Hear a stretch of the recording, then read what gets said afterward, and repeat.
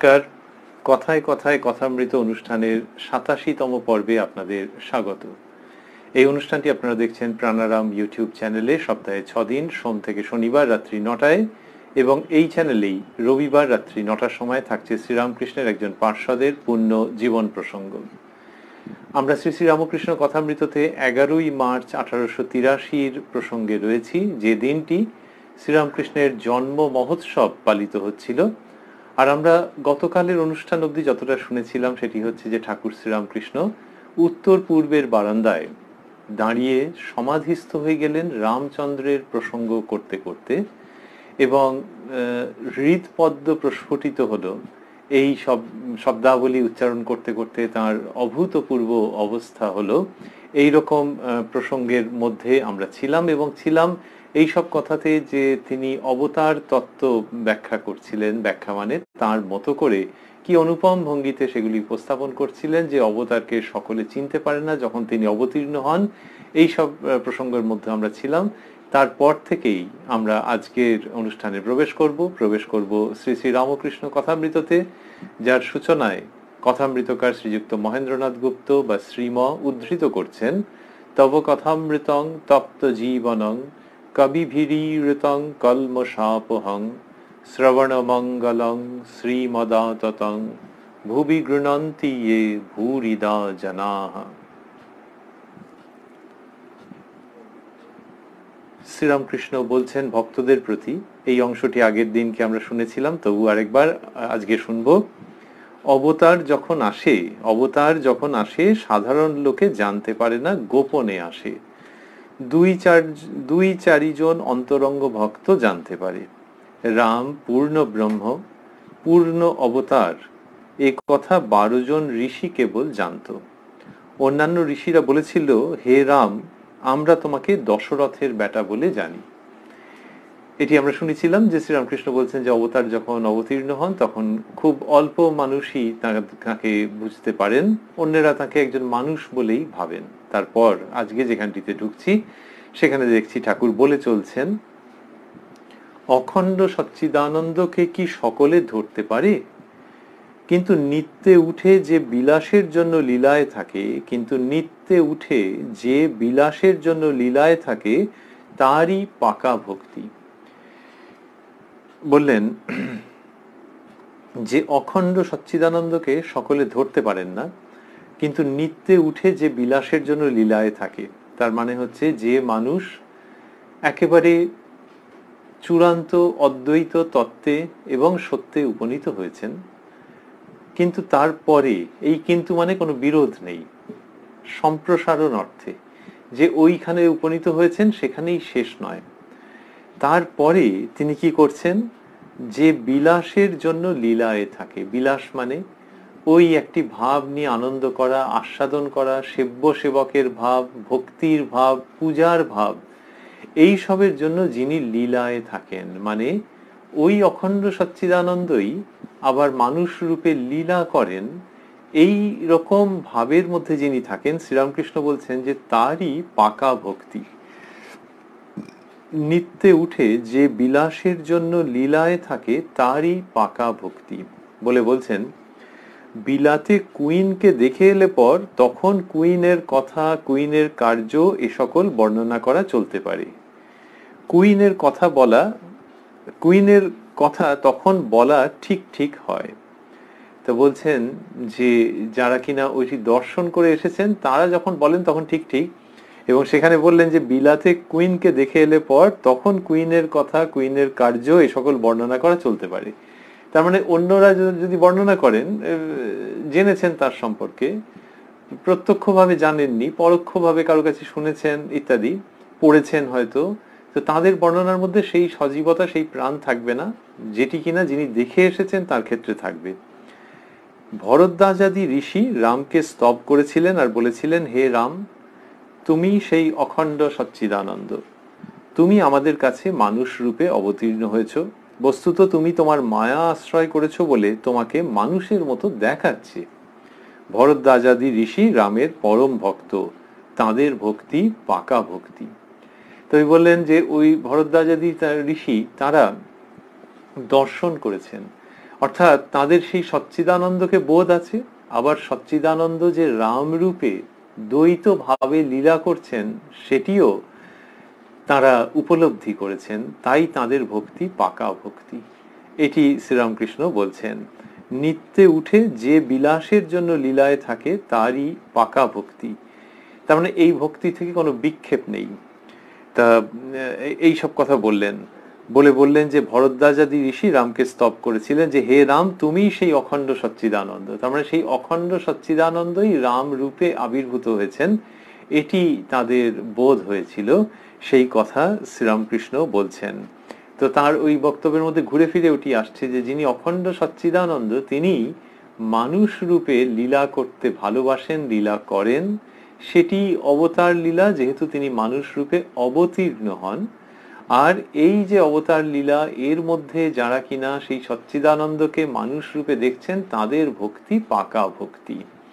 এটি ভারী চমৎকার একটি শ্রীরামকৃষ্ণের ভাব, সেটির কথা তিনি বলছেন এবং বললেন যে অখণ্ড সচ্চিদানন্দকে কি সকলে ধরতে পারে, এই সব কথা বলেছেন। বলবার পর মাস্টারমশাই লিখছেন যে শ্রীরামকৃষ্ণের বলার পর কি হয়েছে, ভক্তেরা এই অবতার তত্ত্ব অবাক হইয়া শুনিতেছেন। কেহ কেহ ভাবিতেছেন কি আশ্চর্য, বেদোক্ত অখণ্ড সচ্চিদানন্দ, যাহাকে বেদে বাক্য মনের অতীত বলিয়াছে, সেই পুরুষ আমাদের সামনে 14 পোয়া মানুষ হইয়া আসেন। ঠাকুর শ্রীরামকৃষ্ণ যেকালে বলিতেছেন সেকালে অবশ্য হইবে, যদি তাহা না হইত তাহা হইলে রাম রাম করিয়া এই মহাপুরুষের কেন সমাধি হইবে, নিশ্চয় ইনি হৃৎপদ্মে রাম রূপ দর্শন করিতেছিলেন। এটি মাস্টারমশাইয়ের মনে হয়েছে ওই যে শ্রীরামকৃষ্ণ ওই রকম হৃৎপদ্ম প্রস্ফুটিত হলো এইরকম কথা বলতে বলতে সমাধিস্থ হয়েছিলেন। মাস্টারমশাই সেখান থেকে এইরকম মনে হয়েছে যে তিনি সেই রামরূপ মনে মনে দর্শন করেছেন, সেই জন্য সমাধিস্থ হয়েছেন। এবং এই তার মানে সেটি হচ্ছে প্রমাণ, এটি মাস্টারমশাইয়ের মনে হচ্ছে যে এটি হচ্ছে প্রমাণ যে রামচন্দ্র সত্য, অবতার সত্য, সচ্চিদানন্দের অবতরণ সত্য। তাই বললেন যে ঠাকুর শ্রীরামকৃষ্ণ যে কালে বলিতেছেন সেকালে অবশ্য হইবে। এবং আশ্চর্য, এই যে বললেন যে কি আশ্চর্য, আশ্চর্য কোথায়, নিজেই বলছেন যে বেদোক্ত অখণ্ড সচ্চিদানন্দ যাকে বেদে বাক্য মনের অতীত বলিয়াছে। তাহলে অবাং মানস গোচরম বলা হচ্ছে, তো তাহলে বাক্য মনের অতীত যাকে বলা হয়েছে তিনি মানুষের রূপ ধরে অবতীর্ণ হচ্ছেন, এটা তো খুব আশ্চর্য। কিন্তু ঠাকুর শ্রীরামকৃষ্ণ যেকালে বলছেন সেকালে নিশ্চয়ই তাই, সেকালে অবশ্য হইবে, এইসব তিনি বললেন মাস্টারমশাই।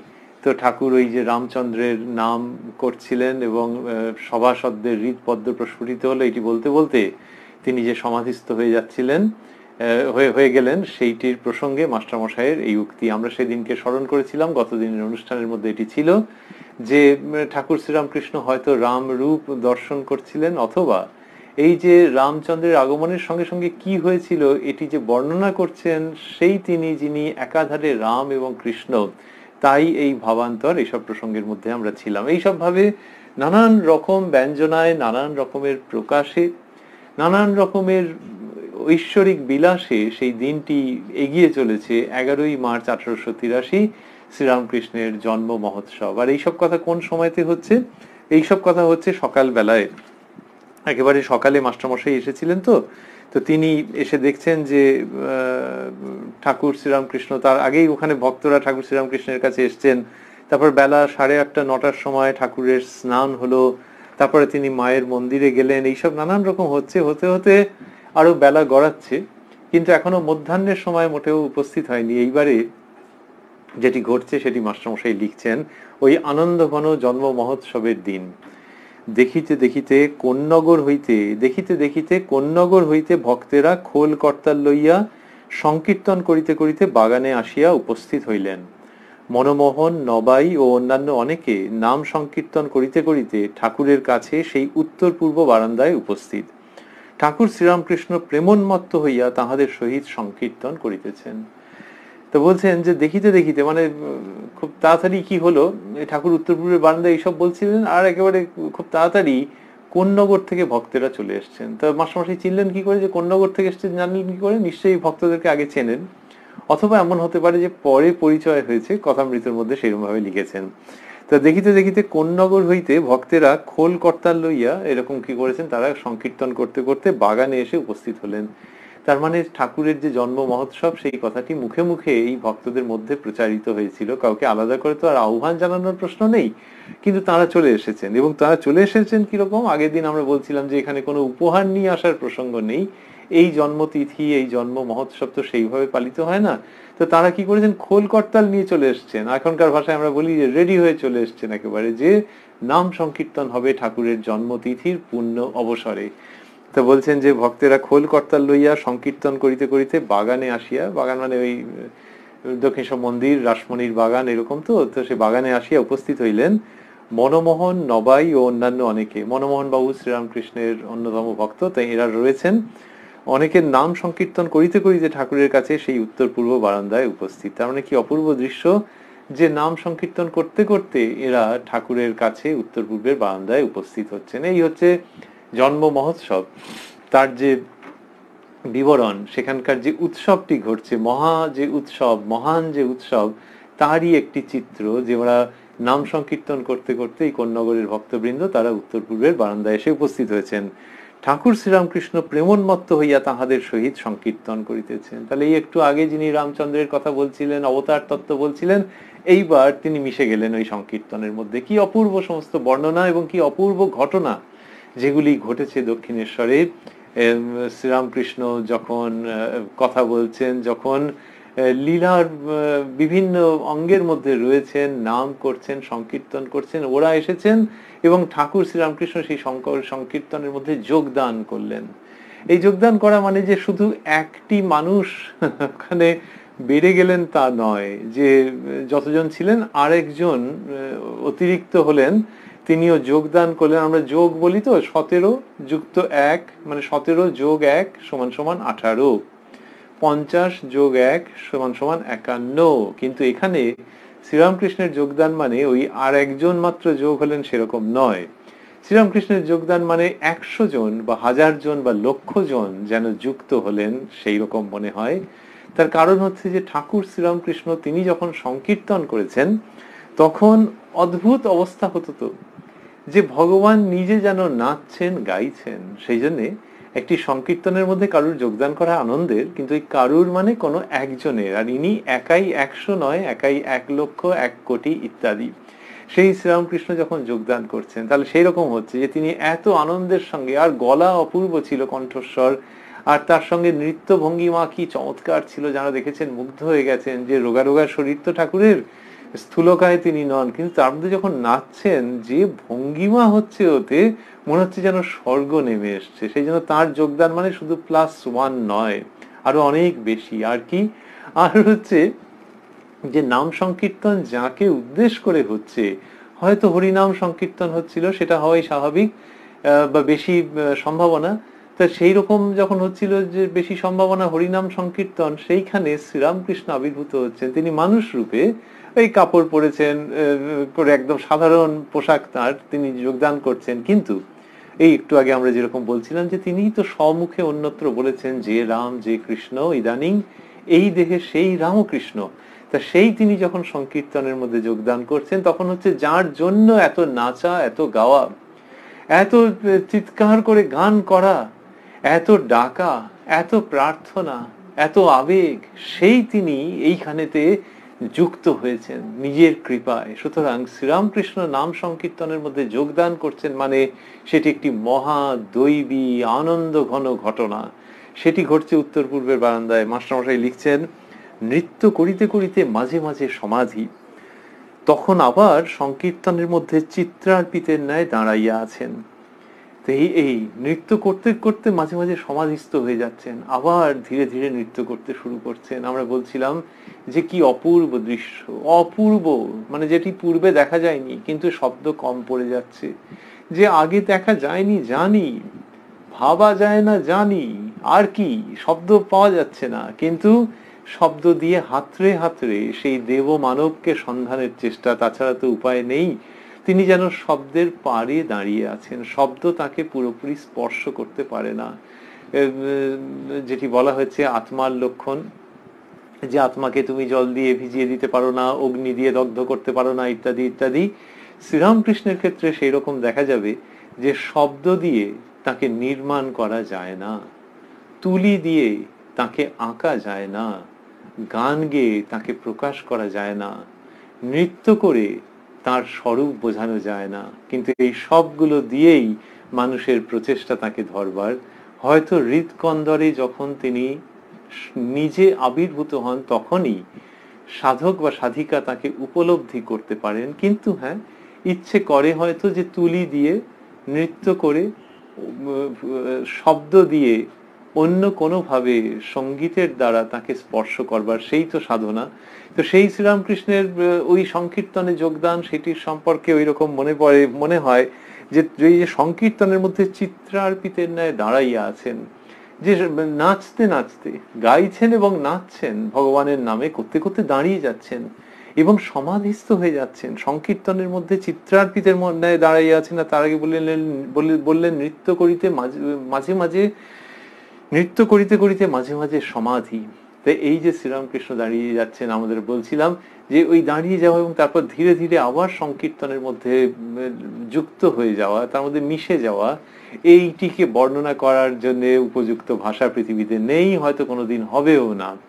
কিন্তু হ্যাঁ, দৃশ্যটার কিছুটা আভাস পাওয়া যায় যে এরকম হচ্ছে। আর যখন কেউ কথা বলেন, যখন কেউ গান করেন, যখন কেউ নাচেন, নৃত্য করেন, তখন তো নিশ্চয়ই অদ্ভুত অভিজ্ঞতা হতে পারে। কিন্তু যখন থেমে যায়, থেমে গেলেও চমৎকার। এই যে মাস্টারমশাই বললেন যে সংকীর্তনের মধ্যে চিত্রার্পিতের ন্যায় দাঁড়াইয়া আছেন, কেন দাঁড়াইয়া আছেন? তার আগের বাক্যে বলেছেন নৃত্য করিতে করিতে মাঝে মাঝে সমাধি। তাহলে যিনি গান করছিলেন, যিনি নৃত্য করছিলেন, সেই তিনি গান করছেন না, নৃত্য করছেন না, কিন্তু সেই অবস্থা যেন আরো মধুর, আরো পবিত্রতা বিকিরণকারী, আরো হৃদয় মন ভরিয়ে দেওয়ার মতো। যে থেমে গেছে, কেন থেমে গেছে গো? থেমে গেছে এই জন্যে যে তিনি সমাধিস্থ।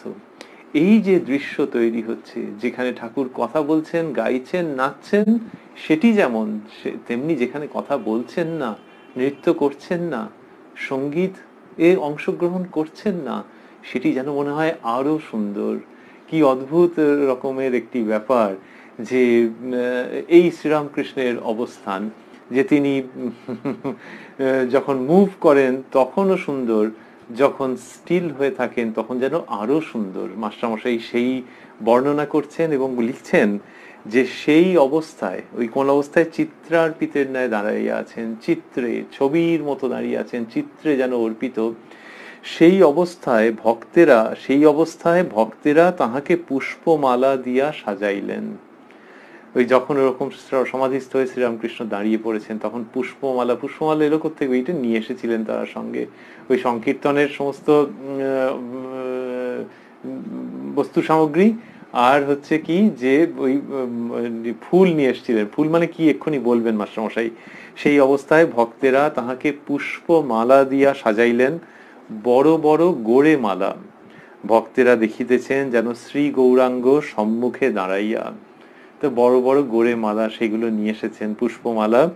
আর ভক্তেরা দেখিতেছেন যেন শ্রী গৌরাঙ্গ সম্মুখে দাঁড়াইয়া, গভীর ভাব সমাধি মগ্ন। তো বলছেন শ্রী গৌরাঙ্গ যেন সামনে দাঁড়িয়ে রয়েছেন। তো শ্রী গৌরাঙ্গের যে রূপ, সেটা আর কে দেখেছেন তখন? কেউ কোথায় ফটোগ্রাফ তোলা হয়েছিল, কোথাও কি, কিন্তু ওই যে তার বর্ণনা আছে, সেই বর্ণনার সঙ্গে মিলে যাচ্ছে। মাস্টারমশাই, যিনি বৈষ্ণব সাহিত্য খুব গভীরভাবে অধ্যয়ন করেছেন, সেই নিয়ে চিন্তন করেছেন, সেই তিনি ঠাকুর শ্রীরামকৃষ্ণকে দেখে এটি বলছেন। যদিও বললেন ভক্তেরা দেখিতেছেন, ওই নিজের কথা তো বলবেন না।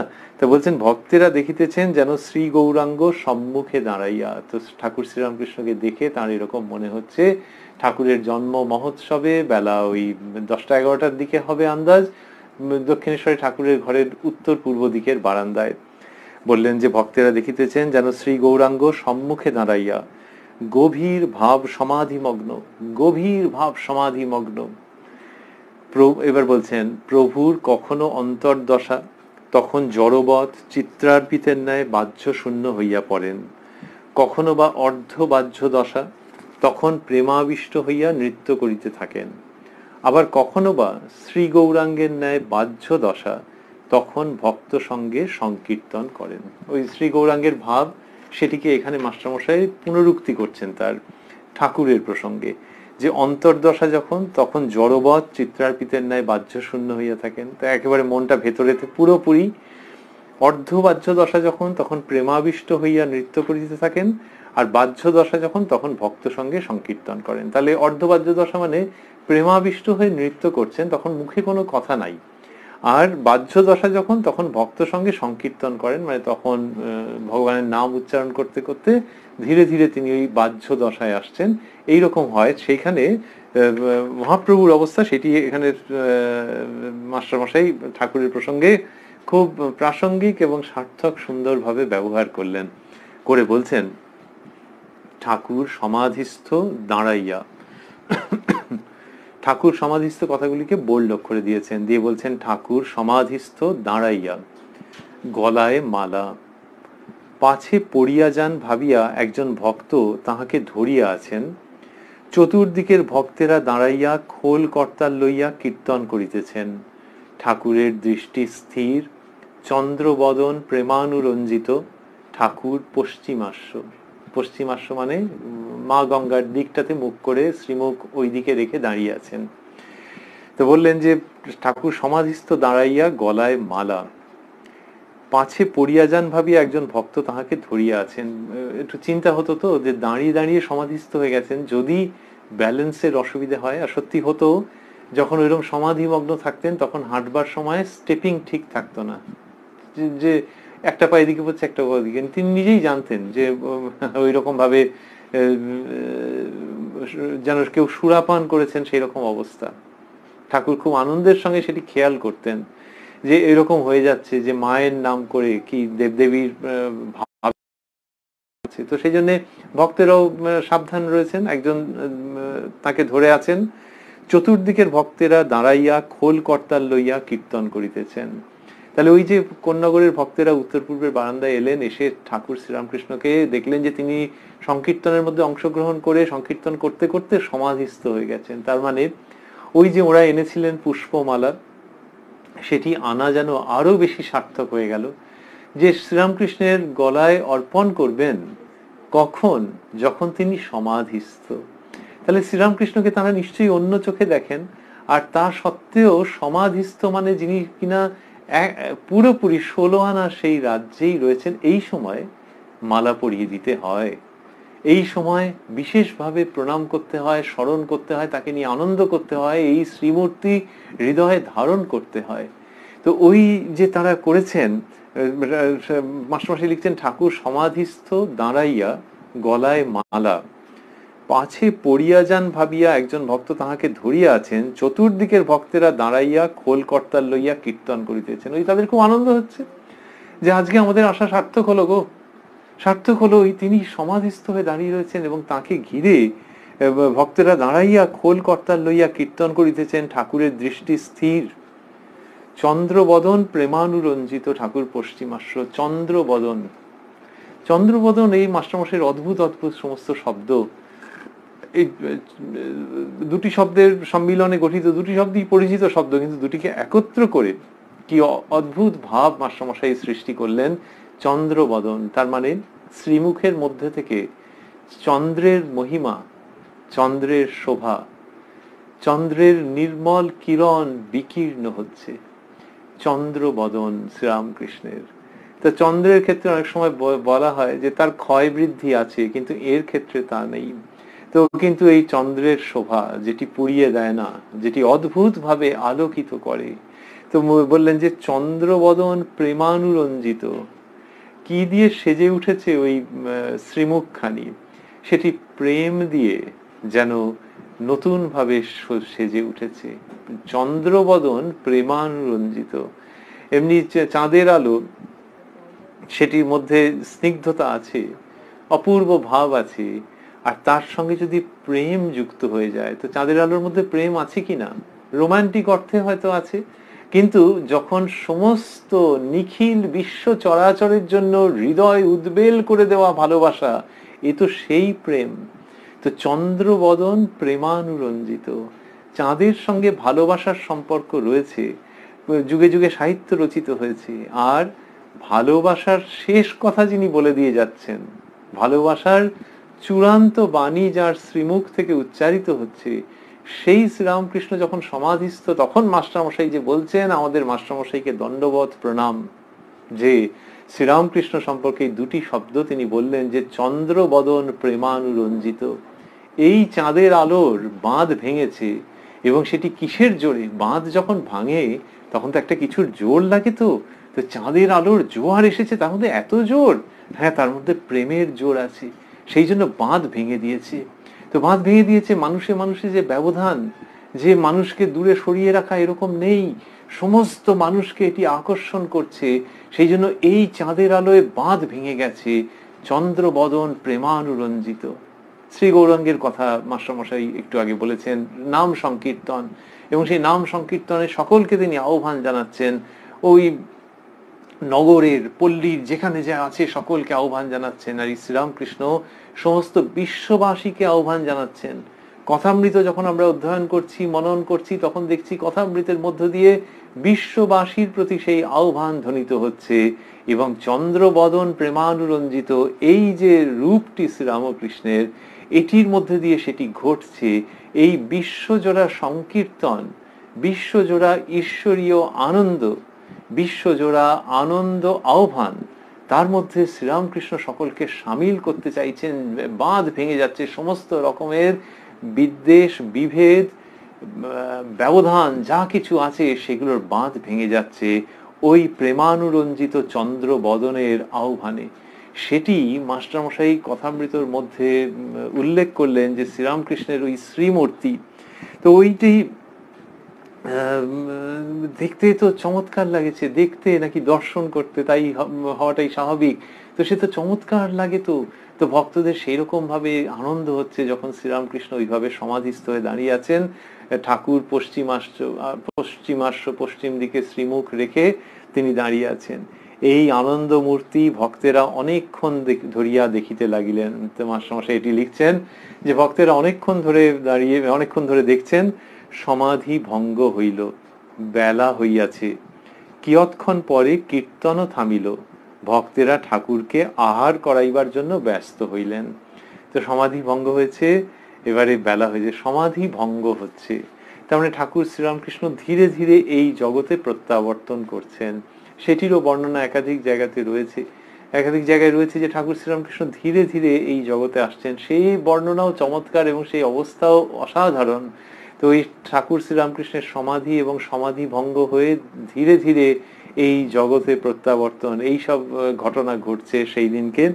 আর বললেন যে ভক্তেরা ঠাকুরকে আহার করাইবার জন্য ব্যস্ত হইলেন, যে সময় হয়ে গেছে, তার আহারের বন্দোবস্ত করতে হবে।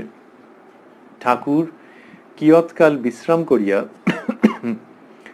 নববস্ত্র পীতাম্বর পরিধান করিয়া, হলুদ রঙের কাপড়, ঠাকুর কিয়ৎকাল বিশ্রাম করিয়া নববস্ত্র পীতাম্বর পরিধান করিয়া ছোট খাটটিতে বসিলেন। তাহলে কোনো আলাদা কিছু নেই, একটা খুব সাজানো একটি চেয়ার, ডেকোরেটেড চেয়ার, ওরকম কিছু নেই। জন্মতিথিতে ওই সেই ছোট খাট, খাটটি ছোট, তার কত ফিট বাই কত ফিট একটা নিশ্চয়ই মাপ ছিল, কিন্তু আসলে ওটি বিশ্বজোড়া, যেখানে শ্রীরামকৃষ্ণ উপবেশন করছেন। কি সুন্দর! ত্যাগীশ্বর, তার তো উপবেশন করার জন্য বেশি জায়গা লাগে না, কিন্তু মানুষে যখন হৃদয় উন্মুক্ত করে দেয় তখন বোঝা যায় যে তিনি অনন্ত ক্ষেত্রে উপবেশন করে রয়েছেন, উপবিষ্ট রয়েছেন। তো এখানে মাস্টারমশাই লিখলেন যে ঠাকুর কিয়ৎকাল বিশ্রাম করিয়া নববস্ত্র পরিধান করিয়া ছোট খাটটিতে বসিলেন। পীতাম্বরধারী সেই আনন্দময় পুরুষের জ্যোতির্ময় ভক্ত চিত্ত বিনোদন অপরূপ রূপ ভক্তেরা দর্শন করিতেছেন। তো ঠাকুর ছোট খাটটিতে বসে আছেন, এবং কি আছে খাটটার উপরে? সামান্য একটুখানি ওই চাদর টাদর বিছানো আছে, এরকম একটা অর্ডিনারি সাধারণ বিছানা। তো একটা 17 ইঞ্চি বিছানা এরকমই থেকে থাকবে। তো সেইখানে ঠাকুর উপবেশন করেছেন পীতাম্বর পরিধান করে। পীতাম্বরধারী সেই আনন্দময় মহাপুরুষের, তিনি সদানন্দ। এই জন্মতিথির দিন ঠাকুরকে গিয়ে মাস্টারমশাই দর্শন করেছেন অত্যন্ত সকালবেলা, ভোরবেলায় দেখছেন যে তিনি সহাস্য বদনে ভক্তদের সঙ্গে কথা বলছেন। সেই কথা মাস্টারমশাই লিখেছেন এই 11ই মার্চ যখন তিনি গিয়ে উপস্থিত হয়েছেন সেই সময়কার কথা। ঠাকুর পূর্ব দিকের বারান্দায় বসিয়া সহাস্যে আলাপ করিতেছেন, এইরকম কথা মাস্টারমশাই লিখেছিলেন। ঠাকুরের এই প্রসন্ন বদন, সহাস্য মূর্তি, এটি ঘন ঘন কথামৃততে উল্লিখিত রয়েছে। তো এখানে বললেন যে পীতাম্বরধারী সেই আনন্দময় মহাপুরুষের, তাহলে সহাস্য, হাসি মুখ, কিন্তু হাসি নানান রকম কারণে হতে পারে, কোনো তুচ্ছ কারণে, হালকা কারণেও হতে পারে, কিন্তু এখানে শ্রীরামকৃষ্ণের যে হাসি তার সঙ্গে আনন্দ, আধ্যাত্মিক আনন্দ যুক্ত।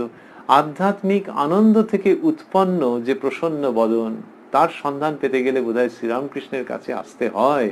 তো সেই তিনি তার কথাতে মাস্টারমশাই লিখলেন পীতাম্বরধারী সেই আনন্দময় মহাপুরুষের জ্যোতির্ময় ভক্তচিত্ত বিনোদন অপরূপ রূপ ভক্তেরা দর্শন করিতেছেন। বললেন জ্যোতির্ময়। জ্যোতির্ময় কেন না, ওই মুখ দিয়ে যেন জ্যোতি বেরোচ্ছে, শ্রীমুখ থেকে জ্যোতি বেরোচ্ছে। আগের দিনে আমরা শুনছিলাম যখন কিনা ঠাকুর ওই উত্তর পূর্বের বারান্দায় রামচন্দ্রের কথা বলতে বলতে সমাধিস্থ হয়েছিলেন, তখন মাস্টারমশাই লিখেছিলেন শ্রীমুখ উজ্জ্বল ও সহাস্য, দ্য ফেস হ্যাজ ব্রাইটেন্ড আপ। মুখ দিয়ে একটা উজ্জ্বল্য, এ তো অস্বীকার করা যাবে না, চোখের সামনে দেখা যাচ্ছে। তো এখানে লিখলেন যে সেই আনন্দময় মহাপুরুষের জ্যোতির্ময়, জ্যোতি রয়েছে তার মধ্যে দিয়ে। এ তো মানে তার বায়োলজি কি ব্যাখ্যা দেবে জানি না, কিন্তু খালি চোখে দেখতে পাচ্ছি তো। আচ্ছা, জ্যোতি যদি দেখতে পাওয়া যায় তাহলে তো একটা বিরাট ব্যাপার, এবং একটা মহাশক্তি সেখান থেকে উদ্ভাসিত হচ্ছে, মহাশক্তির প্রকাশ রয়েছে। তাহলে একটু সমীহ হওয়ার কথা তো, কিন্তু এখানে বর্ণনা রয়েছে, বিবরণ রয়েছে সেই আনন্দময় মহাপুরুষের জ্যোতির্ময় ভক্তচিত্ত বিনোদন অপরূপ রূপ। তার মানে জ্যোতি রয়েছে, আবার সেটি ভক্ত চিত্ত বিনোদন, ভক্তের চিত্তে অপূর্ব আনন্দ হচ্ছে সেই জ্যোতিকে দেখে। কেন না, এই জ্যোতি তো স্নিগ্ধ জ্যোতি, ওই যে একটু আগে বললেন চন্দ্র বদন প্রেমানুরঞ্জিত, তাহলে সেই প্রেমানুরঞ্জিত চন্দ্র বদনের যে জ্যোতি, সেটি তো ভক্ত চিত্ত বিনোদন হবেই। মাস্টারমশাই এইভাবে করে শ্রীযুক্ত মহেন্দ্রনাথ গুপ্ত পূজনীয় মাস্টারমশাই শ্রীরামকৃষ্ণের যে বর্ণনা করছেন তা দিয়ে বোঝা যাচ্ছে যে অদ্ভুত বর্ণনা হচ্ছে শ্রীরামকৃষ্ণের, যেখানে তিনি এই সমস্ত শব্দ ব্যবহার করছেন, এই সমস্ত শব্দ ব্যবহার করছেন। বললেন পীতাম্বরধারী সেই আনন্দময় মহাপুরুষের জ্যোতির্ময় ভক্তচিত্ত বিনোদন অপরূপ রূপ ভক্তেরা দর্শন করিতেছেন। সেই দেবদুর্লভ পবিত্র মোহন মূর্তি দর্শন করিয়া নয়নের তৃপ্তি হইল না। বললেন সেই দেবদুর্লভ, যে দেবতাদেরও বোধহয় এরকম হয় না, এরকম ভাবে বলা যে দেবতাদের মধ্যেও দুর্লভ, সেই দেবদুর্লভ পবিত্র মোহন মূর্তি দর্শন করিয়া নয়নের তৃপ্তি হইল না। কখন? ঠাকুরের ছোট্ট শতরঞ্চি আর বিছানা যুক্ত যে খাট, সেই খাটটিতে নববস্ত্র পীতাম্বর ধারণ করে উপবিষ্ট রয়েছেন। এইটি দেখে মাস্টারমশাই এই কথা লিখছেন। এ কি ঠাকুরের শক্তি ছাড়া হয়? ভেতরে ওই ভাব হয়েছে, আবার সেই ভাবের এরকম প্রকাশ আমাদের খুবই মনে হয় সেটি, যে মাস্টারমশাই যে এইরকম ভাবে প্রকাশ করছেন, এটি দৈবী আশীর্বাদ ছাড়া, সারস্বত কৃপা ছাড়া এটি হতে পারে না। কি অপূর্ব ওই ভাবের সঙ্গে সামঞ্জস্য ধারী যে শব্দাবলী, অপূর্বভাবে সমন্বিত ওই ভাব এবং এই ভাষা অসাধারণভাবে পরস্পর সমন্বিত। বলছেন সেই দেবদুর্লভ পবিত্র মোহন মূর্তি দর্শন করিয়া নয়নের তৃপ্তি হইল না, চোখ সন্তুষ্ট হচ্ছে না, ইচ্ছা আরো দেখি আরো দেখি, সেই রূপ সাগরে মগ্ন হই। তো বলছেন যে ভক্তদের ইচ্ছে হচ্ছে যে আরো দেখি আরো দেখি। খাবার সময় হয়ে গেছে, কিসের খাওয়া, প্রসাদ পাওয়া কিসের? ওই যে তিনি পীতাম্বর ধারণ করে ওই খাটটিতে বসে রয়েছেন, নববস্ত্র পীতাম্বর ধারণ করে বসে আছেন, আজকে জন্মতিথির পুণ্য দিবসে তাকে শুধু দর্শন করছি। তা তিনি কি বলেছেন? তিনি মানুষের জন্য ঈশ্বর লাভের কথা বলেছেন, অবতার তত্ত্বের কথা বলেছেন, আর তিনি তো স্বয়ং অবতীর্ণ হয়েছেন। সব মিলিয়ে বোধহয় আনন্দ এরকম জমাট বেঁধে উঠেছে, এবং তাকে দেখতে দেখতে মনে হচ্ছে যে যেন আর চোখ ফেরাতে ইচ্ছে হচ্ছে না, ইচ্ছা আরো দেখি আরো দেখি, সেই রূপ সাগরে মগ্ন হয়ে যায়। বাবা, সাগর তো শ্রীরামকৃষ্ণ বলছেন যে সচ্চিদানন্দ সাগর, বলতেন যে এই সচ্চিদানন্দ সাগরে ডুবলে মানুষ মরে না, অমর হয়। কি সুন্দর করে বলা যে সাগর তো ভয় নেই, ও তুমি ঝাঁপ মেরে পড়ো না, এই সচ্চিদানন্দ সাগরে ডুব দিলে মানুষ মরবে না, অমর হবে। সেই শ্রীরামকৃষ্ণ সম্পর্কে মাস্টারমশাই লিখছেন, ইচ্ছা আরো দেখি আরো দেখি, সেই রূপ সাগরে মগ্ন হই। তাই মনে হয় এই ভাব ভাষা শ্রীরামকৃষ্ণই জুগিয়ে দিচ্ছেন। গঙ্গা জলে গঙ্গা পুজো, রামকৃষ্ণের ভাবে রামকৃষ্ণের পুজো, এই কথামৃততে মাস্টারমশাই এই সব কথা লিখলেন। লিখে বললেন, ঠাকুর আহারে বসিলেন, ভক্তেরাও আনন্দে প্রসাদ পাইলেন। এইসব ঘটনা ঘটলো। এই যে ঠাকুর শ্রীরামকৃষ্ণকে নিয়ে এই যে আনন্দ করছে, সেখানে দেখা যাচ্ছে ভক্তেরা নাম সংকীর্তন করছেন, বা শ্রীরামকৃষ্ণ যখন উপবেশন করেছেন তখন তাকে ঘিরে বসে আছেন। এসব মিলে তো চমৎকার চমৎকার। যখন আরতি হয়, আরতির সময় সন্ধ্যাবেলায় যখন কোনো মন্দিরে, আশ্রমে, মঠে কেউ উপবিষ্ট থাকেন, তখন কি হয় যে আরতির আগে ভক্তেরা রয়েছেন উপবিষ্ট, তারা চুপ করে বসে তাকিয়ে রয়েছেন, আর পূজারী যিনি, তিনি সমস্ত প্রস্তুতি নিচ্ছেন। তারপরে আরতি শুরু হলো। আরতি শুরু হতে ভক্তদের কি আনন্দ! আরতির আগের সময় সেটিতেও আনন্দ, যে এবারে আরতি হবে আরতি হবে, চুপ করে বসে তার কথা কেউ ভাবছেন, নিজের মতো রয়েছেন, কেউ ঠাকুরের দিকে তাকিয়ে বসে আছেন যে একটু বাদে আরতি হবে। তাই এইরকম যখন ঘটছে, বেলুড় মঠের আরতি মানুষজনের কত রকম ভাবে হৃদয় মনকে একেবারে অধিকার করে নেয়। ওই যে ঘন্টাটি বাজে, শুধু ঘন্টার ধ্বনি, সেইটি শুনলেই লোকের মনের মধ্যে একটা অপূর্ব ভাব হয়। তারপর ঠাকুরের আরাত্রিক স্তব স্তুতি হতে থাকে। কিন্তু শুধু যখন মন্দিরের মধ্যে ঘন্টার ধ্বনি হচ্ছে, নিস্তব্ধ মন্দির, এবং এক টানা একটা সুললিত ছন্দে নিরবচ্ছিন্ন ভাবে যেন ওটি আনন্দ বিকিরণ করছে, ওই ঘন্টার ধ্বনি, সব মিলিয়ে এই আরতির একটা অন্য রকমের পরিবেশ। আর শ্রীরামকৃষ্ণ উপবিষ্ট হয়ে রয়েছেন তার আসনে, সেই যে দৃশ্য, সেটি ভাবতে ভাবতে আবার কথামৃতের কথা আমরা ভাবছি, যে এখানে একটা আরতি যেটি কিনা বিশাল, বিস্তৃত, ব্যাপক, ধ্বনিময়, ব্যঞ্জনাময়, যে শ্রীরামকৃষ্ণ, এই যে আমরা বর্ণনার মধ্যে আজকে রয়েছি, যে ঘটনার বিবরণ আমরা মাস্টারমশাইয়ের মাধ্যমে পাচ্ছি, সেখানে দেখছি যে শ্রীরামকৃষ্ণ যখন সমাধিস্থ হয়ে দাঁড়িয়ে রয়েছেন এবং ভক্তেরা সংকীর্তন করছেন, এ তো আরতি। তো যে শ্রী বিগ্রহ, তিনি চোখের সামনে রয়েছেন, এই চর্মচক্ষের সামনে তিনি উপস্থিত রয়েছেন, সেই তাকে ঘিরে আনন্দ করছি, নাম সংকীর্তন হচ্ছে, তাকে মালা পরিয়ে দিচ্ছি, আর আরতির কম কি রইল। তো সেই রকম ভাবে শ্রীরামকৃষ্ণকে ঘিরে ঘিরে তাকে যেন প্রদক্ষিণ করে করে সংকীর্তন হচ্ছে। আবার তিনি যখন নতুন বস্ত্র পরে যখন ওই ছোট খাটটিতে বসে রয়েছেন, তখন তার দিকে তাকিয়ে বসে রয়েছেন। এই যেন একটু বিপরীত ক্রমে হয়ে গেছে, যে আগে আরতি, তারপরে নৈশব্দ। শ্রীরামকৃষ্ণ নিজের ছোট খাটটিতে বসে আছেন, কিন্তু ওই পুরো আরতির পরিবেশ, এবং এই বিপরীত ক্রমটিও কি সুন্দর, যে তিনি দাঁড়িয়েছিলেন সমাধিস্থ, তখন ভক্তেরা দাঁড়িয়ে দাঁড়িয়ে সংকীর্তন করছিলেন, কেউ কেউ বসে বসে দেখছিলেন, দর্শন করছিলেন। আবার এখন শ্রীরামকৃষ্ণ ছোট খাটটিতে উপবিষ্ট, এখনো সবাই চুপ করে তার দিকে দেখছেন।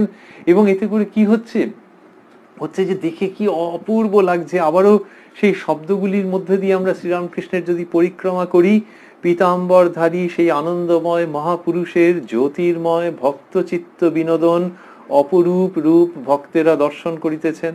সেই দেবদুর্লভ পবিত্র মোহন মূর্তি দর্শন করিয়া নয়নের তৃপ্তি হইল না। এই সবগুলো বলছেন। তার মানে এর মধ্যে দিয়ে ওইটি হচ্ছে, ওই আরতি হচ্ছে শ্রীরামকৃষ্ণের, এবং কথামৃতের মধ্যে দিয়ে সেই আরতির বিরাট আয়োজন, সেই আরতির প্রত্যক্ষ যেন অভিজ্ঞতা উপলব্ধি হচ্ছে। আর ওই যে ঘন্টার ধ্বনি, টিং টিং টিং টিং টিং টিং করে বেজে যাচ্ছে ঘন্টা, এবং সেটাতে যে অপূর্ব একটা ভাব হচ্ছে, কেউ যদি এই শব্দগুলোকে ভাবেন যে পর পর পর পর মাস্টারমশাই দিচ্ছেন, পীতাম্বরধারী সেই আনন্দময় মহাপুরুষের ভক্তচিত্ত বিনোদন অপরূপ রূপ ভক্তেরা দর্শন করিতেছেন, সেই দেবদুর্লভ পবিত্র মোহনমূর্তি দর্শন করিয়া নয়নের তৃপ্তি হইল না। এটি সেই এক টানা রিন রিন রিন রিন করে যে ঘণ্টার ধ্বনি, সেই রকম ভাবে বোধহয় মানুষের কানে ধ্বনিত হবে যে শ্রীরামকৃষ্ণ সম্পর্কে কি অপূর্ব ঘণ্টার ধ্বনির মতো পবিত্র সুমধুর শব্দাবলী মাস্টারমশাই ব্যবহার করছেন কথামৃততে। শ্রীরামকৃষ্ণ নিজের পুজোর সমস্ত আয়োজন কথামৃতের মধ্যে করে দিচ্ছেন। আর মাস্টারমশাই লিখলেন, ইচ্ছা আরো দেখি আরো দেখি সেই রূপ সাগরে মগ্ন হই। তো ওই রূপ সাগরে মগ্ন তো হতে পারেননি, তারপরে আবার এই প্রসাদ পাওয়ার যে সময় এসে গেছে, ওখানে একটা বিরতি তৈরি হয়েছে। কিন্তু ভক্তদের মনের মধ্যে ইচ্ছে ছিল। ভক্তদের মানে মাস্টারমশাই কি সবার কথা জানেন? হয়তো অন্যদের সঙ্গে কথা হয়েছে তারপরে, আর তার নিজের সম্বন্ধে তো সত্য সেই জায়গা থেকেই বলছেন মূলত যে আরো ইচ্ছা আরো দেখি আরো দেখি। তাহলে এদিকে যে খাওয়ার সময় হয়ে গেল, তাতে কি হয়েছে? মনের মধ্যে তো ওটা রয়ে গেল, আর ওটা রয়ে যাবে, কারণ কথামৃতের মধ্যে দিয়ে এরকম ভাবে যে রচনা করছেন, এইখানে আর কোনো ছেদ থাকছে না। যে ওই যে শ্রীরামকৃষ্ণের সেই মূর্তিকে এখনো রেখে দিচ্ছেন তিনি মাস্টারমশাই, সেই রকম ভাবে যেন ঠাকুরকে ছোট্ট খাটটির উপরেতে উপবিষ্ট রেখে মাস্টারমশাই সাষ্টাঙ্গ প্রণিপাত করছেন, এবং কথামৃতের মধ্যে সেই দৃশ্যটিকে চিরকালের জন্য ধরা আছে। আর যেন বলা হচ্ছে যে এই ঠাকুরকে ভাবো, এই ঠাকুরকে ভালোবাসো, এই ঠাকুরকে আরাধনা করো। আর দেখো, মনে হচ্ছে না যে একে আরো দেখি আরো দেখি? এই যে ছোট গল্পের যে বলা হয় যে শেষ হয়েও শেষ হলো না, শেষ হয়েও হইল না শেষ, তেমনি এই শ্রীরামকৃষ্ণের বর্ণনা, এটিকেও মাস্টারমশাই শেষ করতে দিচ্ছেন না, যে অনন্তকাল যেন এটি হতে চলেছে, হয়ে চলেছে। কিন্তু ওই যে ইচ্ছা আরো দেখি আরো দেখি, যখনই কেউ কথামৃতের এই অংশ পড়বেন, কেউ নিজের মনে মনে ভাববেন, তখনই ঠাকুরকে নিয়ে সেই যে উৎসব, সেই যে মহোৎসব, তার মধ্যে তিনি সামিল হয়ে যাবেন, এবং সেই যে অনিঃশেষ আনন্দ প্রবাহ তার সঙ্গী, তার অংশীদার হয়ে যাবেন, অনিঃশেষ, যেটি শেষ হয় না। মাস্টারমশাই লিখলেন, ইচ্ছা আরো দেখি আরো দেখি সেই রূপ সাগরে মগ্ন হই। আহারের পর ঠাকুর শ্রীরামকৃষ্ণ ছোট খাটটিতে বিশ্রাম করিতেছেন। বলছেন, আহারের পর কি হলো? ঠাকুর শ্রীরামকৃষ্ণ ছোট খাটটিতে বিশ্রাম করিতেছেন। ঘরে লোকের ভিড় বাড়িতেছে। ছোট খাটটিতে, এমনিতে সাধারণত ঠাকুর শ্রীরামকৃষ্ণ ওই বড় খাটটি সেইটাতে বিশ্রাম করতেন, একটুখানি শুতেন। তার শোয়া প্রায় কিছু ছিলই না, নামমাত্র। শ্রী শ্রী মাও কতবার বলছেন যে তার চোখে তো ঘুমই ছিল না। তো এখানে দেখা যাচ্ছে ছোট খাটটিতে। আসলে ওই যে একটু ঘুমানো, একটু বিশ্রাম নেওয়া, এটি শ্রীরামকৃষ্ণের ধাতের মধ্যে ছিল না। এক এক সময় হয়েছে যে ভক্তেরা একদম ওই সময় এসে উপস্থিত হয়েছেন, হয়ে বলেছেন আপনি বোধহয় এখন একটু বিশ্রাম করবেন। ঠাকুর বলছেন, না, বিশ্রাম তা কিছু নয়, অর্থাৎ আমি একটু ঘুমোবো, তোমরা এখন এসো, পরে কথা হবে, এইরকম ভাব তার ছিলই না। যে ওইটাই বিশ্রাম, ঈশ্বরের কথা, ওতেই তো আনন্দ, তো তারই প্রসঙ্গ নিয়ে থাকা। আবার ভক্তেরা রয়েছে, এখন কি শুয়ে থাকবো নাকি, এইরকম কি অদ্ভুত ভাব, অপূর্ব ভাব শ্রীরামকৃষ্ণের। তা বলছেন, আহারের পর ঠাকুর শ্রীরামকৃষ্ণ ছোট খাটটিতে বিশ্রাম করিতেছেন। বিশ্রাম যে কি এক্ষুনি দেখবো আমরা। ঘরের লোকের ভিড় বাড়িতেছে। তা লোকের ভিড় বাড়লে কি আর সেইভাবে করে কেউ ঘুমিয়ে থাকে নাকি? নাকি ঘুমিয়ে থাকতে চেয়েছেন? তিনি চাননি তার ঘরের 4টি দরজাই খোলা থাকতো, এরকম বলা হয় বাস্তবিক। তা ঘরে লোকের ভিড় বাড়িতেছে, বাহিরের বারান্দাগুলিও লোকে পরিপূর্ণ। ঘরের মধ্যে ভক্তেরা মেঝেতে বসিয়া আছেন ও ঠাকুরের দিকে এক দৃষ্টে চাহিয়া আছেন। কেদার, সুরেশ, রাম, মনমোহন, গিরীন্দ্র, রাখাল, ভবনাথ, মাস্টার ইত্যাদি অনেকে ঘরে উপস্থিত। তাহলে দুপুরের প্রসাদের পর 12টা 1টার সময়, এটি কোন সময়? 11ই মার্চ। তার মানে হালকা ঠান্ডা রয়েছে, হালকা ঠান্ডা, বসন্তকাল, শীতকাল চলে যাচ্ছে বা চলে গেছে। তো সেই সময় দুপুরের প্রসাদের পর একটু শুয়ে নিলে তো হয়, কিন্তু ঠাকুরের ওইসব কিছু নেই। আর এত লোকের সব সমাগম হয়েছে। তো মাস্টারমশাই বলছেন যে বাহিরের বারান্দাগুলিও লোকে পরিপূর্ণ। ঠাকুরের ঘরের বাইরে 2টো বড় বড় বারান্দা, একটি হচ্ছে দক্ষিণ পূর্বের, আরেকটি তার সমান্তরালে উত্তর পূর্বের, এই 2টি বারান্দা। আরো 2টি বারান্দা আছে, একটি হচ্ছে মায়ের ঘরের দিকে যেতে উত্তরের বারান্দা, আরেকটি হচ্ছে গঙ্গার দিকের পশ্চিমের বারান্দা। এই 2টি ছোট ছোট। তো এই বারান্দায় লোকে পরিপূর্ণ। সম্ভবত যা বলছেন যে সবকটি বারান্দাতেই লোক রয়েছেন, লোকে পরিপূর্ণ রয়েছে। আর সব নাম দিলেন, কেদার, সুরেশ, রাম প্রভৃতি। বলতে বলতে বলতে বলতে গিরীন্দ্র, রাখাল, ভবনাথ, মাস্টার ইত্যাদি অনেকে ঘরে উপস্থিত। এই রাখাল, ভবনাথ যাদের নাম করছেন, বাচ্চা ছেলে, ওনার ছাত্রস্থানীয়, কিন্তু তারপরে নাম দিলেন। এটি আমরা আগেও লক্ষ্য করেছি যে এতজনের নাম দিয়ে তারপরে মাস্টার ইত্যাদি অনেকে ঘরে উপস্থিত, মানে ইত্যাদি বলার মানে হচ্ছে যে ওই দিলাম আর কি, ওই রকম, মানে আলাদা করে কিছুই নয়, এইরকম মাস্টারের ভাব। এদের নিয়েই তো উৎসব, এদের নিয়ে অদ্ভুত দৈবী আনন্দ, যেখানে ব্যক্তি সত্তা হিসেবে উপস্থিত নন কিন্তু ঈশ্বরীয় আনন্দের মধ্যে অংশীদার। রাখালের বাপ আসিয়াছেন, তিনিও ওই ঘরে বসিয়া আছেন। একটি বৈষ্ণব গোস্বামীও এই ঘরে উপবিষ্ট। ঠাকুর তাহাকে সম্বোধন করিয়া কথা কহিতেছেন। গোস্বামীদের দেখিলেই ঠাকুর মস্তক অবনত করিয়া প্রণাম করিতেন, কখনো কখনো সম্মুখে সাষ্টাঙ্গ হইতেন। এইরকম সব প্রসঙ্গ লিখছেন মাস্টারমশাই। এবং তারপরে আরো কথা এগুচ্ছে, কিন্তু আমরা আজকে এইরকম জায়গা পর্যন্তই হয়তো থামবো। তার কারণ যে আহারের পর যে ঘটনাটি ঘটছে সেখানে দৃশ্যান্তর ঘটছে। যে আহারের পর কি হচ্ছে, ঠাকুর শ্রীরামকৃষ্ণ ওই ছোট খাটটিতে বিশ্রাম করছেন এবং তারপরে যে কথাবার্তা হবে, শ্রীযুক্ত রাখাল চন্দ্রের পিতা মহাশয় উপস্থিত হয়েছেন, তার সঙ্গে কথা টথা হবে, হয়ে একটা যেন অন্য দৃশ্যের মধ্যে পুরো প্রসঙ্গটি ঢুকছে। আমরা সেখানটিতে পরের দিনে প্রবেশ করব। আজকে হয়তো যতক্ষণ আমরা এই অনুষ্ঠানের মধ্যে থাকি তার একটু আগেই আমরা সমাপন করব। আমরা রয়েছি উদ্বোধন কার্যালয়ে প্রকাশিত যে শ্রী শ্রী রামকৃষ্ণ কথামৃত, তার 150 পৃষ্ঠায়। আমরা রয়েছি 11ই মার্চ 1883 দক্ষিণেশ্বরে শ্রীরামকৃষ্ণের পুণ্য জন্ম মহোৎসবের অসামান্য উপলক্ষে। আর এইখানে শেষ করতে চাওয়ার কারণই হচ্ছে ওইটি, যে ওই যে ঠাকুরের যে মূর্তির বর্ণনা মাস্টারমশাই দিলেন, যে শ্রীমূর্তির বর্ণনা তিনি দিচ্ছেন, যিনি ওই রকম ভাবে সংকীর্তনের মধ্যে ছিলেন এবং পরে নিজের ছোট খাটটিতে শুধু উপবেশন মাত্র করেছেন, সেই তাকে দর্শন করে ভক্তদের হৃদয় মনে কি অপূর্ব আনন্দ হচ্ছে, এটির কথা যে মাস্টারমশাই বর্ণনা করলেন।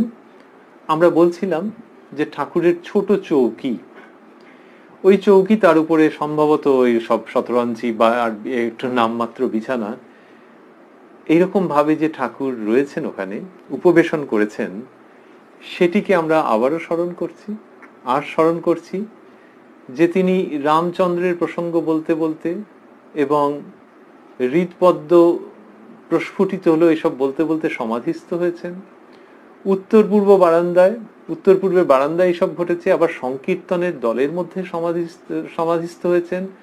সেই সময় ভক্তেরা গলায় গড়ে মালা পরিয়ে দিয়ে নিজেরা ধন্য হয়ে গেছেন। এই শ্রীরামকৃষ্ণকে নিয়ে আজকে যেখানটাতে আমরা ভাবছিলাম যে ছোট খাটটিতে বসিলেন, ওই রূপচিত্রটি মনে মনে ভাবতে ভাবতেই সমাপন করব।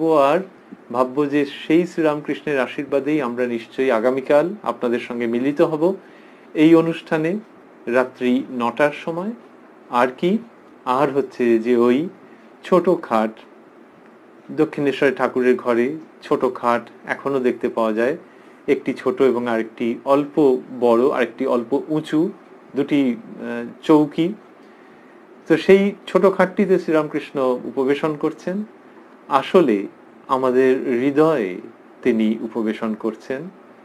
তার জন্মতিথি, সেটি ভাবলে আমাদের খুব আনন্দ আছে। আচ্ছা, হৃদয়ে তিনি যে উপবেশন করছেন, তো ওই ইয়েতে না হয় আমরা বসতে ওই রকম ভাবলাম না যে ছোট খাটটিতে বসে আছেন, সে তিনি বসুন, কিন্তু হৃদয় মন্দিরে, হৃদয়ের সিংহাসনে তিনি উপবেশন করছেন, এটি যেন ওই চিত্রের সূত্রে আমাদের ভাবতে ইচ্ছে করছে। আর একটা কি যেন ছিল, ওই দিনটি জন্মতিথি ছিল, তাহলে সেটিকে কি আর মেলানো যাবে? যে জন্মতিথি তো বছরে একদিনই আসে, কিন্তু ওই শ্রীরামকৃষ্ণের জন্মতিথি, সেই দিনে যে আনন্দ অনুষ্ঠান, তাতে বোঝাই যাচ্ছে যে শ্রীরামকৃষ্ণই মানুষজনকে আনন্দ প্রদান করছেন। ওই অপূর্বভাবে সংকীর্তনের মধ্যে ঢুকে যাওয়া, সংকীর্তনের মধ্যে অংশগ্রহণ করা, সমাধিস্থ হয়ে যাওয়া এবং অপূর্ব প্রেমানুরঞ্জিত বদনে অবস্থান করা, প্রেমানুরঞ্জিত চন্দ্রবদন তার, এসবগুলি যারা দর্শন করছেন তারাই ধন্য হয়ে যাচ্ছেন, অর্থাৎ তারাই যেন থরে থরে উপহার পাচ্ছেন।